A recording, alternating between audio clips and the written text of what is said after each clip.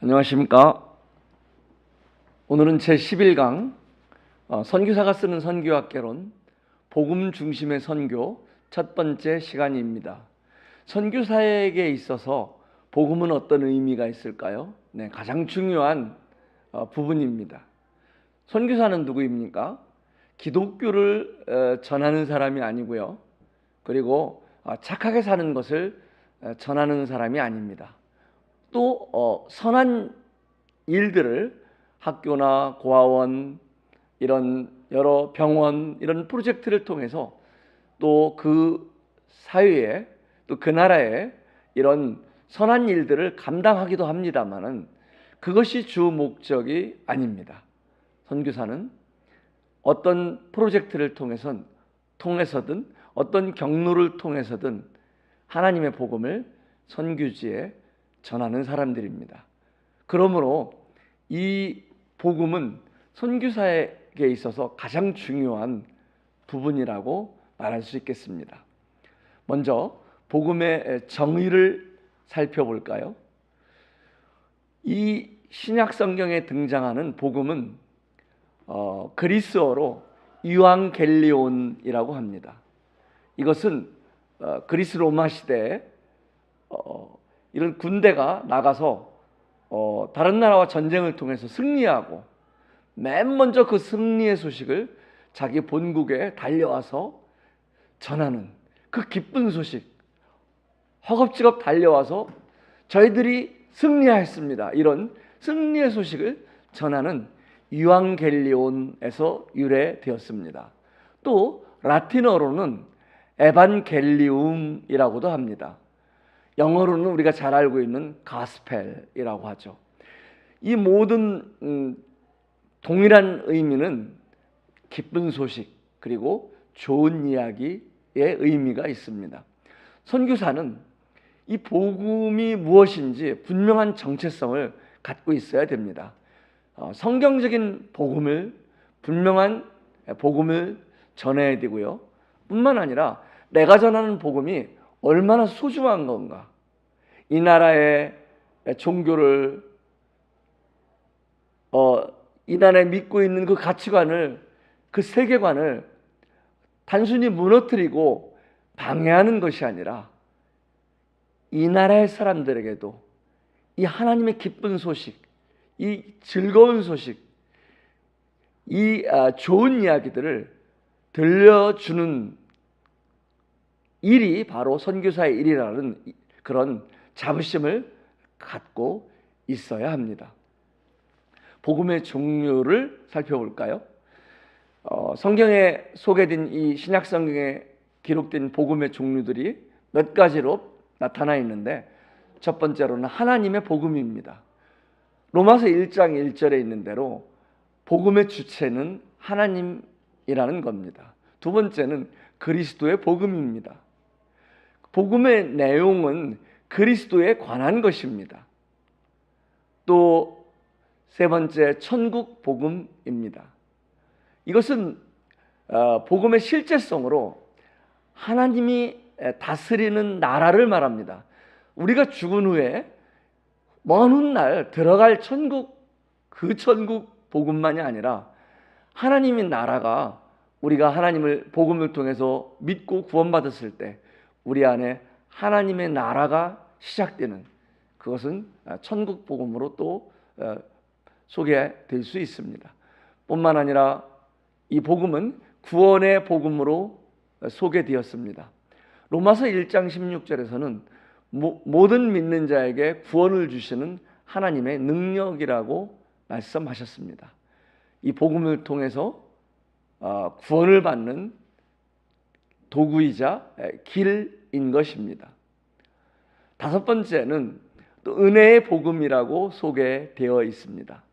우리가 잘 알고 있는 에베소서 2장 8절에서는 이 값없이 의롭다함을 얻는 하나님의 은혜로, 선물로 이 받는 복음임을, 또 구원임을 소개하고 있습니다. 그런 구원을 이렇게 은혜의 복음이라고 또 설명하고 있습니다.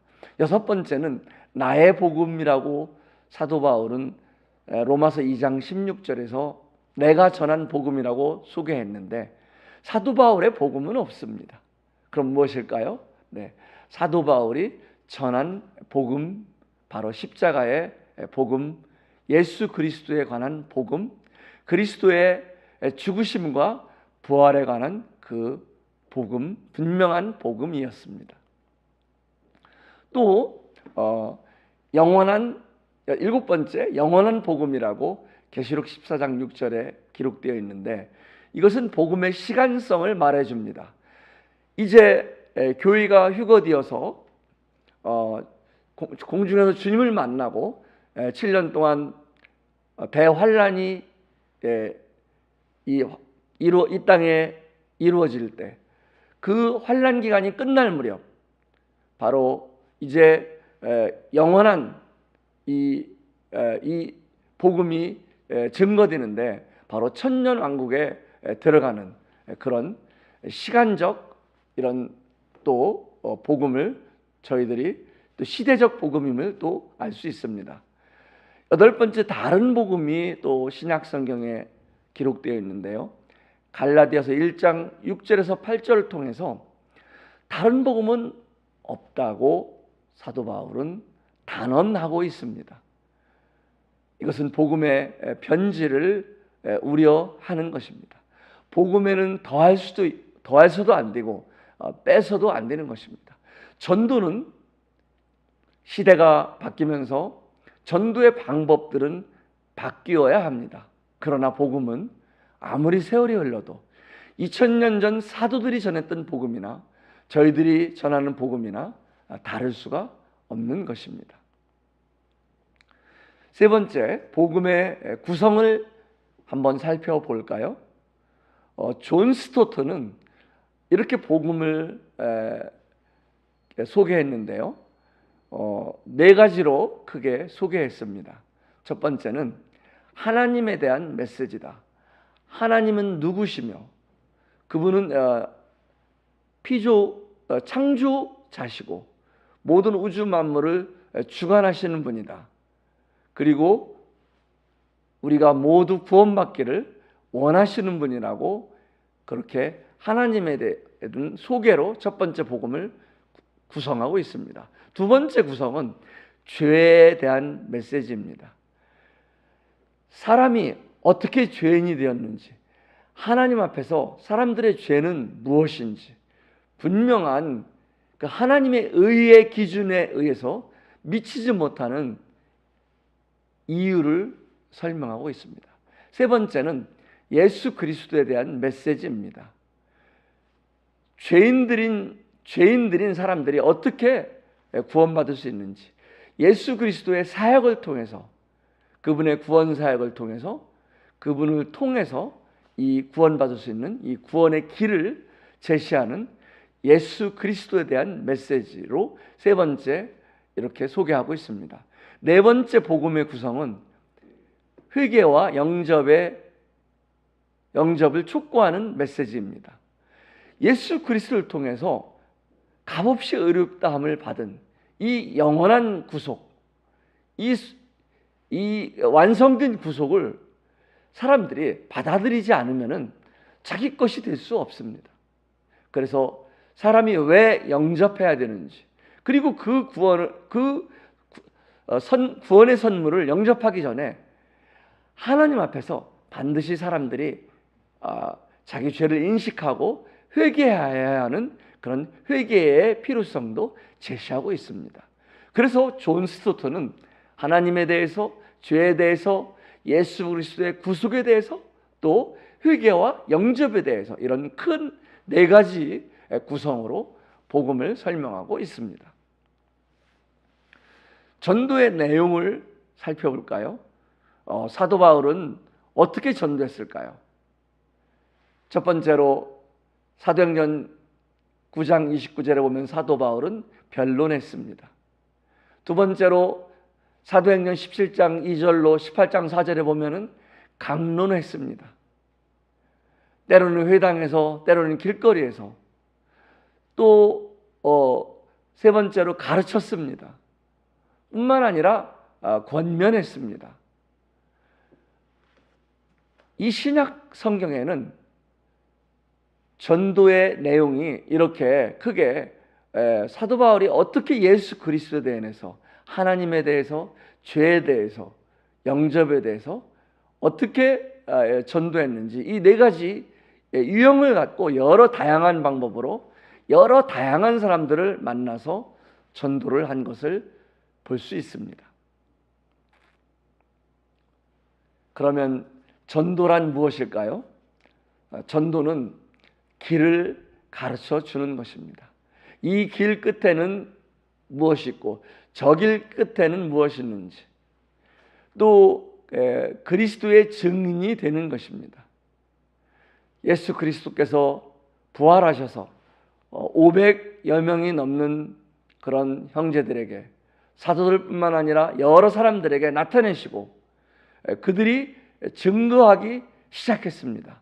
오늘날 2000년이 지나도록 이 복음은 증인으로서 증거하는 행위입니다. 세 번째는 또 전도는 씨를 뿌리는 일입니다. 마태복음 13장에 있는 대로 우리는 씨를 뿌리고, 그리고 또 고린도서 3장 7절에 있는 대로 심고 물 주는 자들입니다. 심는 일이 필요하고요, 복음을 전하는 일이 필요하고요, 복음이 잘 열매를 맺을 수 있도록 또 물 주는 일도 필요합니다. 또 죽은 자를 살려내는 일이기도 합니다. 그리고 경고하는 일이기도 합니다. 정말 이 복음을 끝까지 거절하면은 이 마귀와 그를 따르는 사자들을 위하여 예비한 지옥에 갈 수밖에 없음을 우리는 경고하는 일입니다. 또한 이 복음은 그리스도께로 초청하는 일입니다. 그래서 이 전도는 우리가 전도를 다 하지 못할지라도 그리스도께 와보도록, 교회에 오도록 그렇게 초청하는 것입니다. 그러면 전도의 종류는 어떤 것들이 있을까요? 크게 개인 전도와 대중 전도로 나눌 수 있습니다. 그리고 전도 집회를 통해서, 또 삶 속에서 간증을 통해서 개인적으로 전도할 수 있고요, 또는 성경 공부를 약속해서 성경 공부를 통한 전도도 있습니다. 그리고 전도지를 통한 노방 전도를 할 수도 있습니다. 오늘날에는 물론 많이 힘든 이런 방법이기도 합니다. 또 식사교제를 통한 이런 전도 방법도 있습니다. 어쨌든 이런 전도의 여러 방법이 다양하게 있습니다만은 점점 시대가 지날수록 우리의 간증이 중요하고요, 우리의 관계가 중요한 것이라는 것을 우리는 점점 인식하게 됩니다. 그리고 관계를 통한 이런 신뢰가 형성될 때, 또 좋은 선한 간증을 우리가 보일 때 우리는 그들에게 힘있게, 능력있게 또 복음을 전할 수 있습니다. 전도의 도구에는 무엇들이 있을까요? 여러 도구들이 있겠죠. 하나님께서는 하나님의 전도를 위해서 수많은 것들, 수많은 사람들을 사용하십니다. 그 사용하는 것들이 마치 하나의 퍼즐과 같습니다. 우리는 전도한다는 것이 어떤 영혼들에게 복음을 전하고 그 영혼들이 교회에 와서 이 침례받고 이렇게 열매를 따는 것까지라고 그 일을 우리가 전부해야 된다고 생각을 할 수 있습니다. 그러나 그렇지 않습니다. 우리가 전도하는 것들은 어쩌면은 그 수많은 한 사람이 구원받기 위하여, 한 사람이 예수 그리스도께 나아오기 위하여 하는 한 가지, 한 조각의 행동일지도 모릅니다. 어쨌든 이런 전도의 도구는 다양하게 하나님께서 사용하시는데요, 첫 번째 중요한 도구는 의로부터 오는 능력입니다. 성령님의 역사인 것입니다. 우리는 두 번째로 사람의 지혜와 권하는 말이 필요하지만은 지혜와 권하는 말을 의존해서 어떤 설득력으로 하는 것이 전도가 아닙니다. 그렇게 전도할 수 있지만은 그 전도에는 열매를 거두기가 쉽지 않습니다. 성령님의 나타남과 능력을 통해 하는 것입니다. 그것은 하나님께 철저히 기도하고 의지하며 하나님께 부탁하며 하는 전도일 것입니다. 세 번째는 사람의 지혜가 아닌 동일한 부분인데 하나님의 능력으로 하는 것입니다. 하나님께서 도와달라고 우리는 계속해서 전도하는 기간에도 전도자는 또 선교사는 하나님을 의지해야 됩니다. 자칫하면은 내 경험과 내 선입관으로 우리는 실수할 수가 있습니다. 사람의 깊은 속까지 아시는 성령님께서 정말 도와주셔야 되고, 어떤 말을 또 어떤 이런 저항을 할 때 또 어떤 말을 해야 할지 하나님께서 기억나게 해주시기를 우리는 의지해야 됩니다. 그리고 이 전도의 도구의 가장 큰 핵심은 역시 십자가의 도인 것입니다. 십자가에서 이루어주신, 다 이뤘다 해주신, 그 복음을 완성해 주신, 우리의 죄값을 다 갚아주셨다고 선언해 주신 그 예수 그리스도의 메시지, 그것이 가장 큰, 세월이 아무리 흘러도 변함없는 전도의 도구일 것입니다. 또 다섯 번째로 우리는 하나님 말씀을 전도하기 위해서는 잘 알아야 됩니다. 뿐만 아니라 정말 기도를 하고 하나님께 의지해야 될 것입니다. 개인 전도는 어떻게 할까요? 마치 의사가 환자를 대하는 것과 같습니다. 병원에 가면은 의사가 문진을 하죠. 환자에게 물어보잖아요. 어디가 아픈지. 그리고 이렇게 청진기로 또 진단을 해봅니다. 그리고 여러 도구, 기계를 통해서 엑스레이라든가 초음파라든가 혈액 검사를 통해서 검사를 해봅니다. 그리고 어떤 의심이 되는 부분, 생각되는 부분에 처방과 치료를 하게 됩니다. 개인 전도 전략도 이와 같습니다. 그런데 우리는 이 접근 단계일 때 장기적인 접근인지 단기적인 접근인지 우리는 생각해야 할 필요가 있습니다. 곧 이 구도자가, 이 복음을 들어야 할 사람이 정말 오늘 이후에는 다시 만날 수 없는 사람인지, 아니면 계속해서 교회에 나오거나 우리의 관계 속에서 만날 수 있는 사람인지, 우리는 그거에 따라서 장기적으로 접근할지 단기적으로 접근할지 우리는 생각해야 됩니다. 접근 시 중요한 부분은요, 상대방 측면에서 이해하라는 겁니다. 그리고 의사가 권위와 신뢰를 잃어버리면 환자가 불안해합니다. 전도자도 마찬가지입니다. 선교사도 이 선교사로서 이 권위와 신뢰를 줄 수 있어야 됩니다. 말이 많은 것이 좋은 것이 아니겠죠. 또 너무나 말이 과묵한 것도 어려움을 줄 수 있겠죠. 접근 시 무엇이 어려울까요? 네, 역시 처음 만났을 때 그 어색함입니다. 그 수줍은 마음, 이런 것들을 어떻게 극복하고 마음 문을 열게 할 건지, 혹은요, 이런 여러 많이 배운 사람이라든가 아니면 지위가 높은 사람, 이런 사람들은 교만한 것이 또 정말 이 접근하기 어려움이 됩니다. 이런 교만은 우리가 같은 교만으로 맞서야 되는 것일까요? 아니죠. 우리는 겸손으로 교만한 사람들을 이길 수 있습니다. 그리고 하나님이 주신 권위는, 하나님께서 주신 권위는요, 베드로가 아무것도 배운 것이 없는 평범한 사람이었지만은 예수 그리스도와 함께했던 그 잘하는 예수 그리스도께서 주신 그 권위로 베드로는 멋지게 설교했습니다. 그리고 수천 명의 구도자들이 구원을 받았습니다.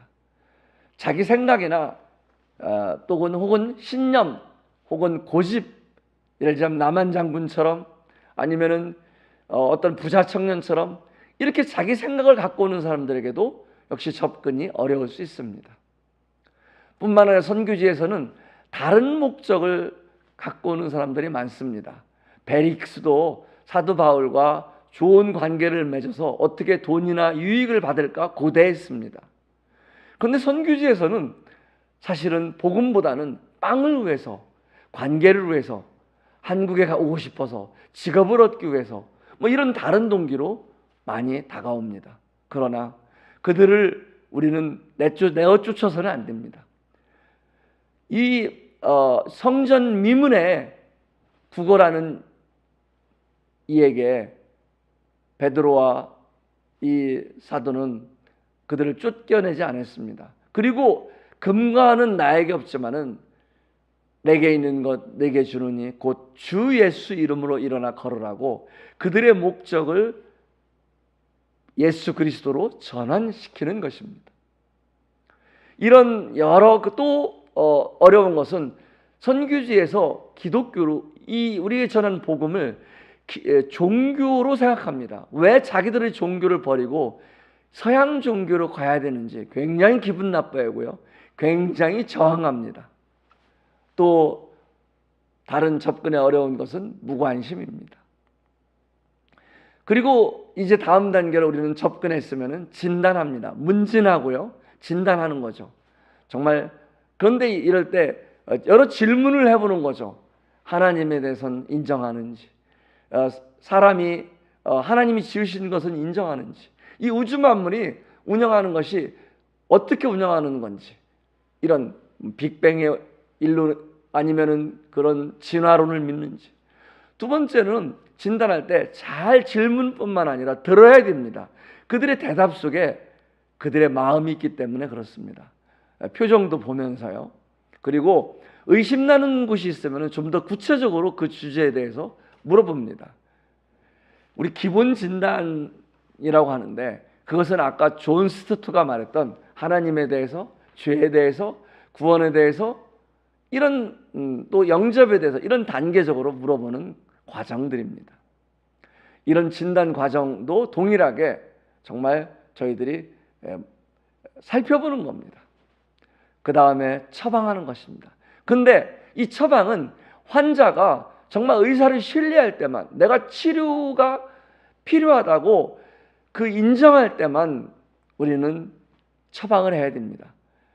예수 그리스도의 십자가의 복음을, 완성된 그 구원의 복음을 그들이 죄인이라는 것을 인정하지 못할 때 처방에서는 그것은 소용이 없습니다. 정말 우리의 복음을 듣고 내가 어떻게 하면 구원을 받을 수 있습니까? 나는 정말 죄인입니다. 그렇게 인정한 자들에게 복음은 그들을 살아나게 할 것입니다. 하나님의 해결책을 통해서 정말 그런 자세가 준비된 이들에게 우리는 하나님의 준비한 구원을 그들에게 마지막으로 전하는 것입니다.